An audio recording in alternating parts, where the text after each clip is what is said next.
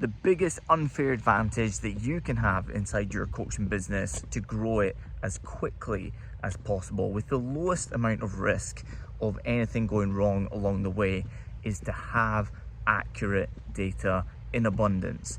And so this is not just about data tracking in general and having data, or what you deem as data that's, well, it's better than what I was doing before.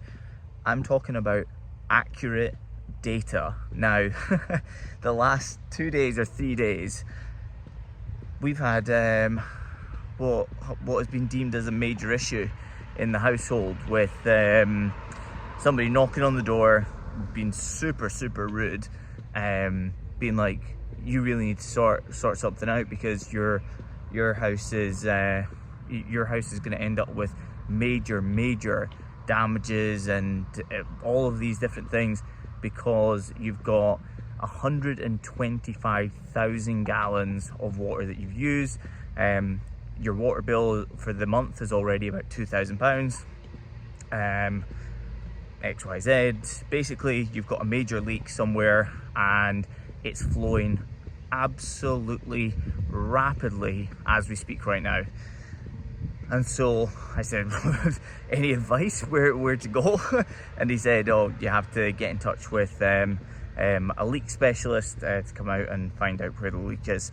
So we get in touch with a leak specialist, end up a planned family outing, having to basically cancel it to stay in for the afternoon until the leak person could get here. Spent $300 or something on them coming out to say, oh well, there's definitely no leak in the house from what I can see, so it must be the irrigation system. Okay, so irrigation system, so we have to get a specialist out for that to go and look for the leak there. Goes through everything, there's no leak in the irrigation system. Okay, great. Well, where do you deem that we go from here then, because the water bill's massive? I call the city, and the city tells me that there is no mistake, there can be no mistake, and that I needed to get a higher level of specialist, which was somebody who uses electrical pulses or something to detect leaks to come out. And so these run you about $500 to get that person out. And so now we've got $2,000 bill plus about 1,000 or 1,200 in people coming out to detect leaks. And so we get that person out today, again having to cancel plans to get this emergency person out, and then he runs all the tests, he's looking everywhere, he's like we don't miss with this stuff. He's like, there's no leak here. And then he goes, do you have your water bill? And I said, I've got a water bill, and I've also got all the data on consumption levels, and we've got the reading before, the reading afterwards. And he goes out and he goes and gets the data, and he comes back and he goes, the guy who's come out and read your meter has literally just read it wrong and basically added 100. That's it. He's just literally read the data wrong, didn't have accurate data, and our bill goes up $2,000 and ruins a week in terms of family outings, and we spend $1,200 on finding out that they made a mistake, albeit that I followed up and said, any chance there's a mistake? No chance, absolutely no chance.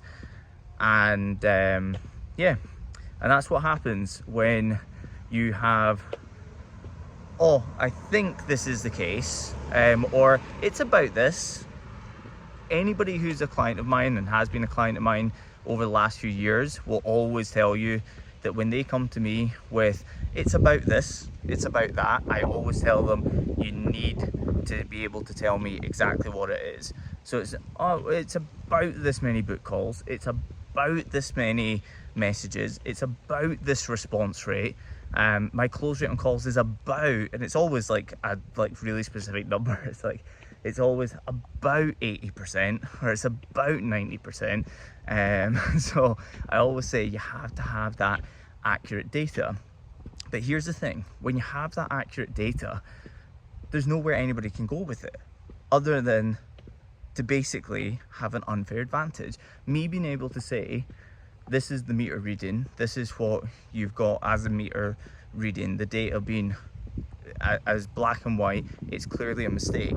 When she was giving me attitude yesterday, telling me that I clearly just hadn't got the right people to come out with the right equipment and this, that and the other, and she was being super rude as well. It basically came down to, well, me saying, any chance that you could have done this wrong? Nope, there's absolutely no chance. Now we've got it as clear as day, and now it's been accepted as, oh, we're really sorry, we'll make an adjustment.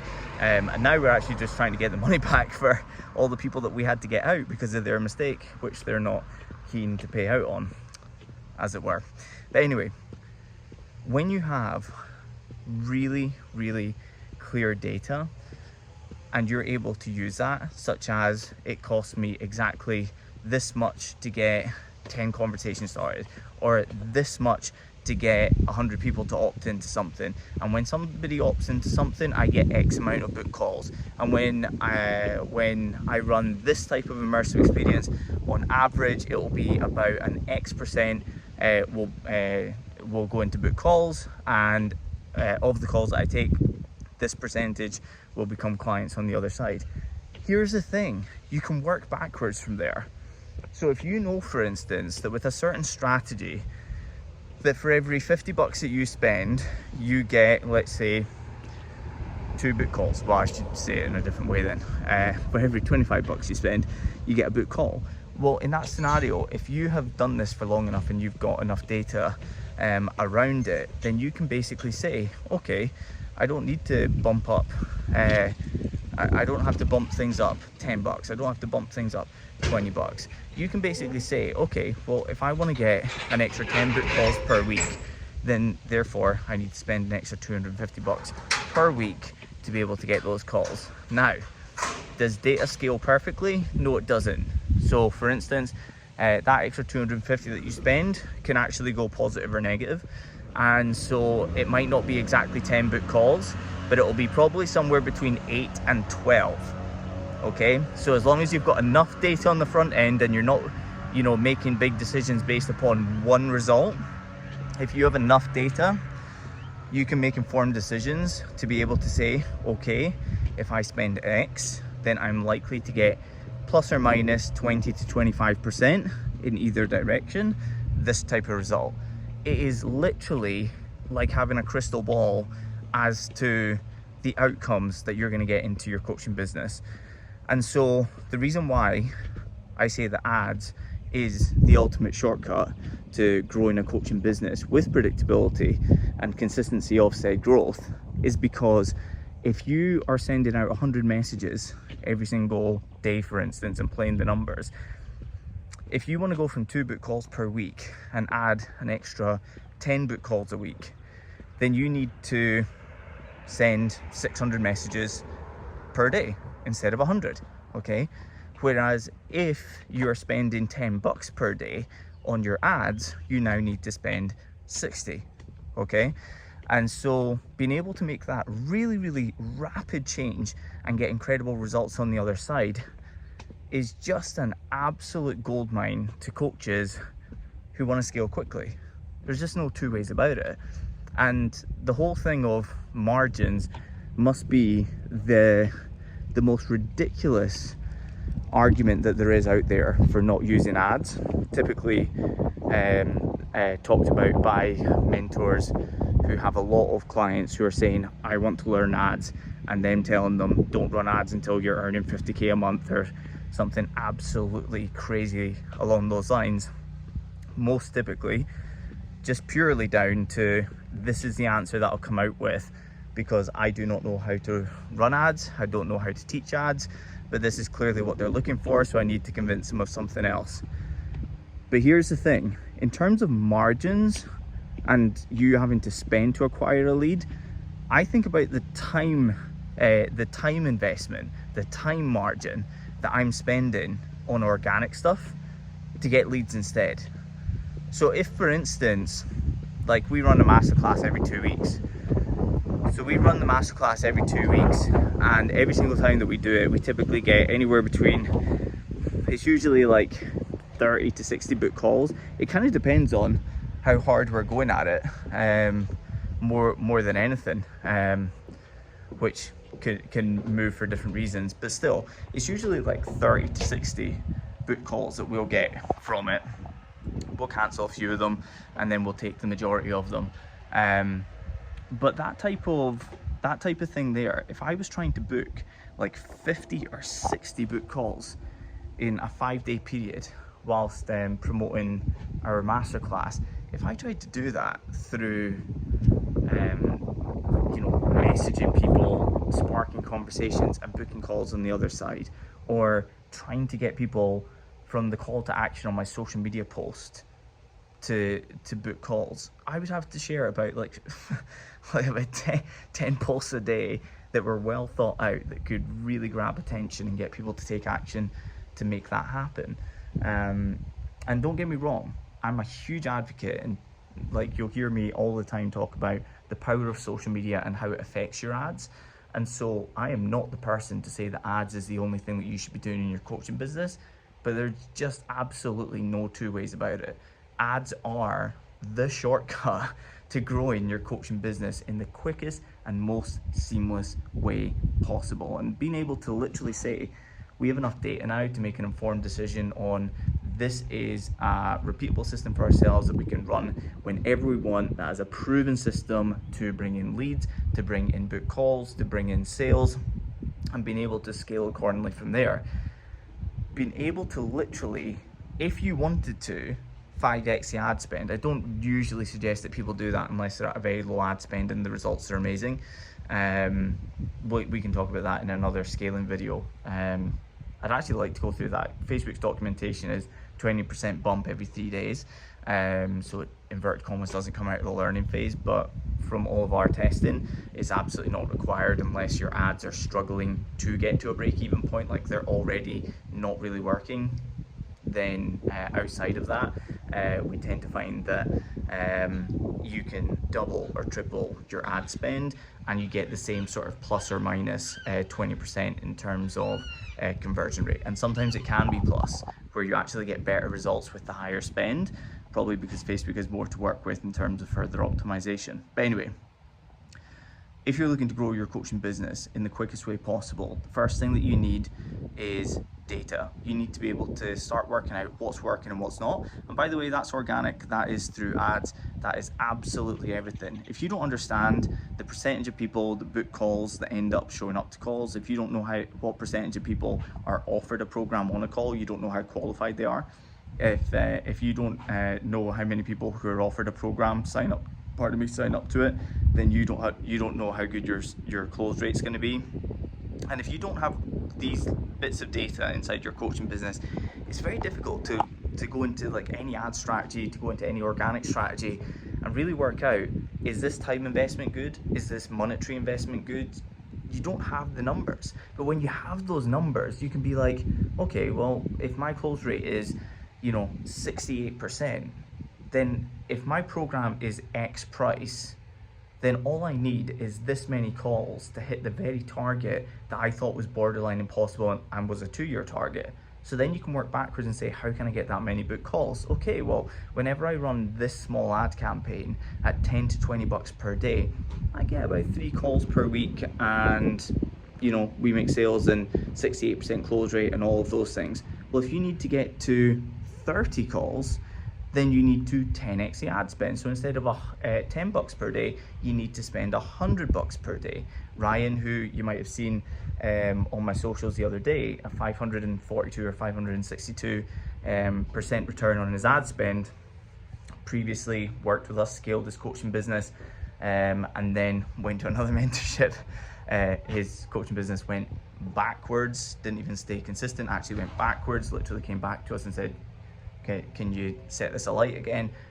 First month, 562% return, or 542, one of the two.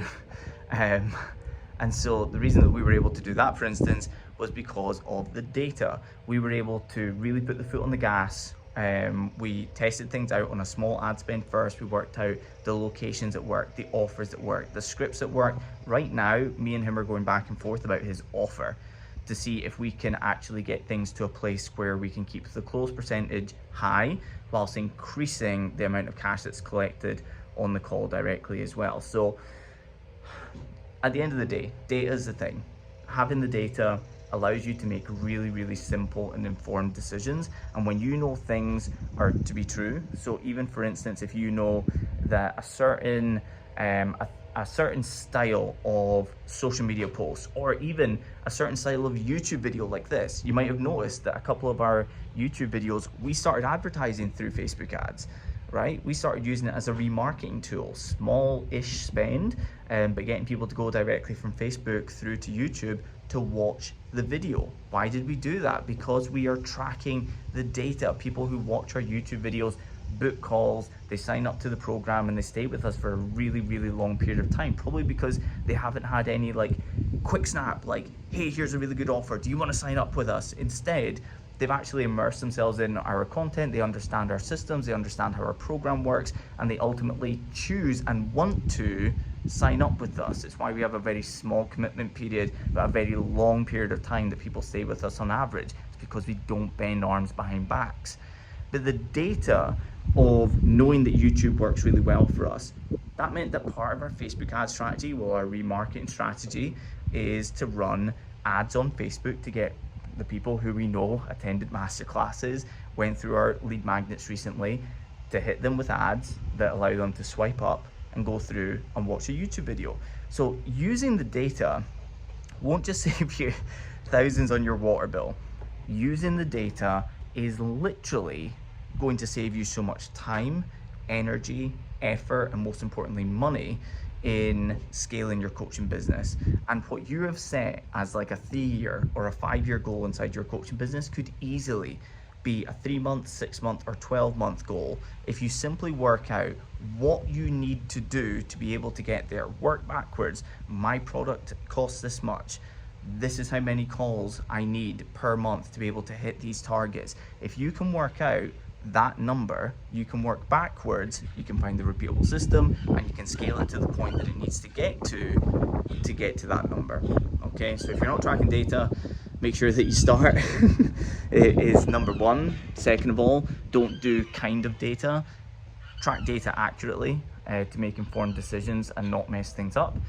And then on the other side, once you have the data, scale aggressively, because it's usually and most typically plus or minus 20%. And like I said, it can sometimes, with Facebook ads especially, it can sometimes actually scale where it isn't negative 5, 10, 15, 20%, but it can actually increase in terms of 5, 10, 15, 20% as you scale the budget as well. Like I said, probably because Facebook has more money to work with and they gather even more data and they can find you better quality leads at a lower cost per lead and things of that nature. So hopefully this has been valuable to you. If it has, like, subscribe, comment if you're a really good human. Really appreciate you, and I'll see you on the next episode.